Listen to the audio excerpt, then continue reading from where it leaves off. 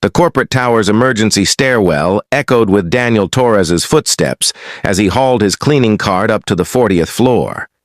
The elevator was broken again. Scheduled maintenance, they said, though Daniel suspected it was budget cuts. At 31, working nights as a janitor while raising his 5-year-old daughter Emma alone, he'd learned that scheduled maintenance usually meant, "We'll fix it when we can afford to." It was 11 p.m. on a Friday. The building should have been empty except for security and the cleaning crew. Daniel had this routine down. Start at the top, work his way down, be home by 6 a.m. to get Emma ready for kindergarten. He pushed through the door to the executive floor, immediately noticing something wrong. Lights were still on in the corner office, the CEO's office. Christine Park, the 34-year-old tech billionaire who'd built Datafront from a college startup to a Fortune 500 company. Daniel had seen her maybe 3 times in 2 years, always from a distance, always moving fast, always surrounded by assistants. The door was slightly ajar. Protocol said Daniel should come back later, but something made him pause. A sound, not quite right. Gasping, choking. He pushed the door open wider. "Ms. Park, I'm sorry to—" Christine Park was on the floor behind her desk, clutching her throat, her face turning blue. Her eyes were wide with terror, her lips moving but no sound coming out. An EpiPen lay on the desk, just out of reach. Anaphylactic shock, severe allergic reaction. Daniel had been trained in CPR and first aid after Emma was born, a single parent's paranoia about being prepared for emergencies. He ran to her side. "Can't breathe? Allergic reaction?" Christine nodded frantically, still clawing at her throat. Daniel grabbed the EpiPen from the desk, pulled off the cap, and jammed it into her thigh through her slacks. The auto-injector clicked. He held it for 10 seconds, the way he'd been trained, then pulled it out. Come on, he muttered. Christine was still struggling, her airway too constricted. The epinephrine would take precious minutes to work, minutes she might not have. Daniel made a split-second decision. Her airway was closed, but if he could get air past the swelling... He tilted her head back, pinched her nose, and pressed his mouth to hers, breathing hard and steady, rescue breaths, forcing air into her lungs past the constriction. 1 breath, 2, 3. Christine's chest rose and fell with each breath he gave her. 10 seconds, 20, 30. Finally, Christine gasped, a horrible wheezing sound, but air. She was getting air. The epinephrine was kicking in, opening her airway, reversing the reaction. Daniel pulled back, still supporting her. Stay calm. Breathe slowly. You're okay. You're going to be okay. Christine's color was returning, the blue fading to pale pink. She was breathing on her own now, harsh and ragged, but breathing. Her eyes found his. Dark brown, wide with shock and gratitude, and something else he couldn't name. "I'm calling 911, Daniel said, reaching for her desk phone. She grabbed his wrist weakly. "Already did," she wheezed. "Auto alert, when I used—" "Panic button." She gestured weakly at her smart watch. "Ambulance coming." What happened? Client brought chocolate. Didn't tell them. Severe peanut allergy. Her breathing was easier now, but still labored. 8-1. Reaction started. Couldn't reach. EpiPen. "You're okay now, just keep breathing."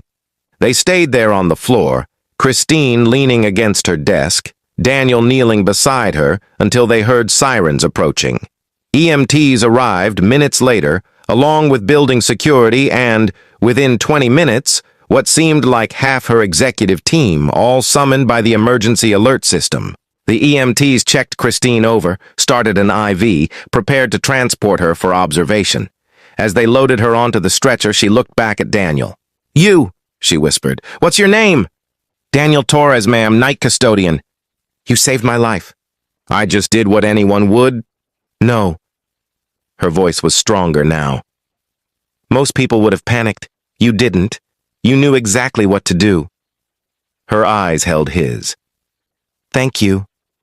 Then they were wheeling her out, and Daniel was left standing in the office with security guards asking him questions. executive assistants appearing from nowhere, everyone suddenly very interested in the night janitor who'd given their CEO mouth to mouth. Daniel expected nothing to come of it. He'd helped someone having a medical emergency. End of story. He went home that morning, hugged Emma extra tight, and tried not to think about how close he'd come to watching someone die. On Monday evening, when he arrived for his shift, his supervisor pulled him aside. "Torres, Ms. Park wants to see you, top floor now." Daniel's stomach dropped. "I didn't do anything wrong. She just wants to thank you properly. Go." The executive floor looked different during business hours, full of people humming with activity. A personal assistant met him at the elevator and escorted him to Christine's office. She was behind her desk, looking composed and professional in a navy suit, though Daniel noticed the medical alert bracelet on her wrist that hadn't been there before. "Mr. Torres, thank you for coming." She stood, extending her hand. "Please, sit." Daniel sat awkwardly in the chair across from her massive desk, very aware of his janitor's uniform in this space of power suits and glass walls. "How are you feeling?" he asked. "Alive, thanks to you." Christine's smile was genuine.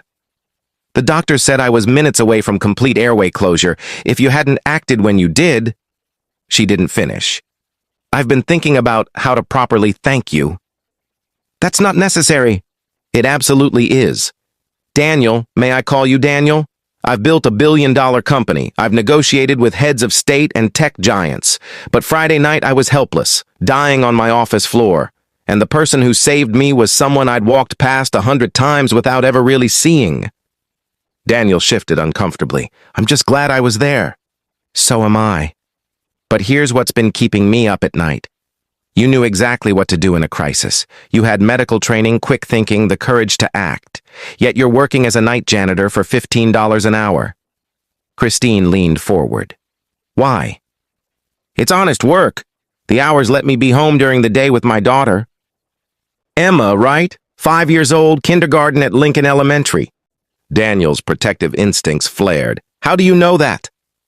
"After you saved my life, I wanted to know who you were. I hope that's not invasive, but I needed to understand the person who'd given me a second chance." Christine pulled out a file. "Daniel Torres, 31. Paramedic training, firefighter certification. You were 2 months away from completing fire academy when your wife died in childbirth. You dropped out to raise Emma alone. You've been working custodial jobs for 5 years because the hours are flexible and you can't afford daycare." Daniel's throat tightened. "That's my business." "It is. And I'm not trying to invade your privacy. I'm trying to understand how someone with your skills, your training, your obvious competence ended up pushing a mop." Christine closed the file. "Daniel, I want to offer you a position in my company." "Ms. Park, Director of Safety and Emergency Response.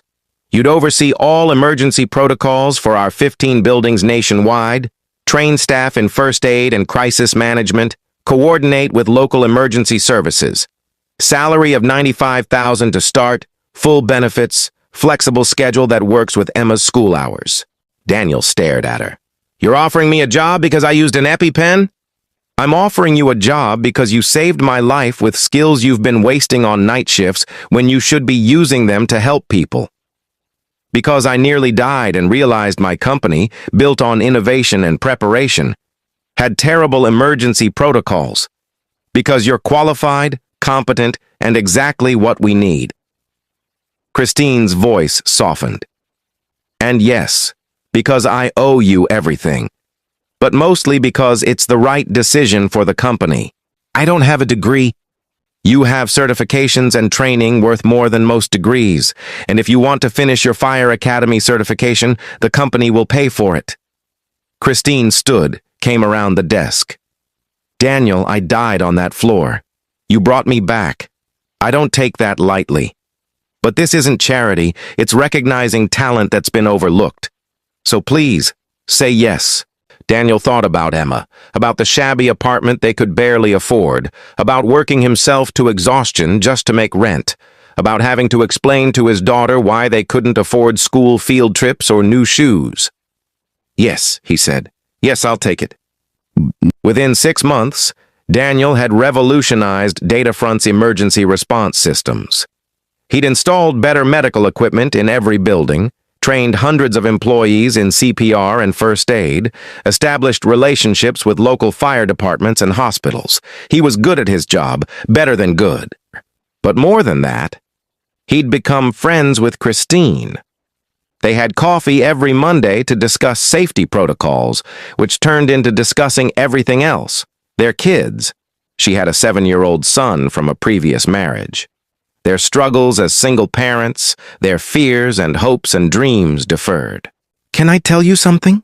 Christine said one Monday morning, a year after the incident. "I've been thinking about that night, about the kiss." Daniel nearly choked on his coffee. "The rescue breathing—" "I know what it was. Medical procedure, life-saving intervention. But Daniel, it was also the first time in 3 years anyone had touched me with genuine care. My entire world is business, transactions, people wanting something. But you didn't want anything. You just wanted me to live." "Of course I did. I've been married twice, both times to ambitious men who saw me as a stepping stone.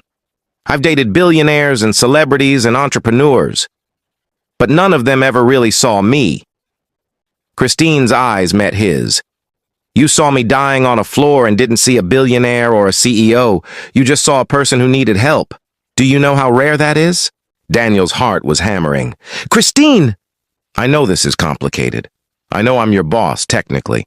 I know the power dynamics are weird, but I can't stop thinking about you. About us. About what it would be like to build something real with someone who sees past the money and the title to the actual person underneath. I'm a single dad living paycheck to paycheck." "You were. Now you're a skilled professional with a career trajectory that could take you anywhere you want to go. And I don't care about the money difference, Daniel. I care that when I'm with you, I feel like myself. Not CEO Christine Park, not the billionaire, not the brand, just Christine, the woman who nearly died and got a second chance and wants to spend it with someone real." Daniel thought about the kiss that had saved her life, mouth to mouth, breath to breath, his air becoming hers. How intimate that had been, how terrifying and beautiful. "Emma comes first," he said quietly. "Always. I wouldn't have it any other way. My son, Jason, comes first for me, too. So if we do this, we do it carefully. We do it right. We put our kids first and build something that lasts." "You're sure you could date anyone?" "I don't want anyone. I want the man who gave me my life back and didn't ask for anything in return. The man who sees me, really sees me, and stays anyway." Daniel reached across the table and took her hand. "Then let's do this. Carefully, slowly, but let's do it." 3 years later, Daniel stood in the same office where he'd saved Christine's life, watching Emma and Jason chase each other around the furniture while Christine laughed at their antics. They'd married quietly 6 months ago, just family, just friends, nothing flashy. Daniel was now Chief Operating Officer, Christine's partner in both business and life. Emma called Christine Mom, and Jason had declared Daniel the best bonus dad ever. "You know what I think about sometimes?" Christine said, wrapping her arms around Daniel from behind. "What if you hadn't been working that night? What if you'd been scheduled for a different floor, or called in sick, or the elevator had been working and you'd taken it instead of the stairs?" "I try not to think about that," Daniel admitted. "Me neither, because it terrifies me. How close we came to missing each other. How you could have walked past my office, heard nothing, and I'd have died there." She turned him to face her. "But you didn't. You stopped. You listened. You acted. You saved my life with a kiss." "Rescue breathing." "A kiss," she insisted, smiling. "And then you saved it again by showing me what real partnership looks like. What it means to be seen and valued for who you are, not what you have." Daniel kissed her properly this time, not to save her life, but to celebrate it, to celebrate them. Because sometimes a janitor saves a billionaire's life with CPR and an EpiPen. And sometimes, in the process, they both discover that the real emergency was the loneliness they'd been living with, and the real rescue was finding someone who saw past titles and tax brackets to the beating heart underneath.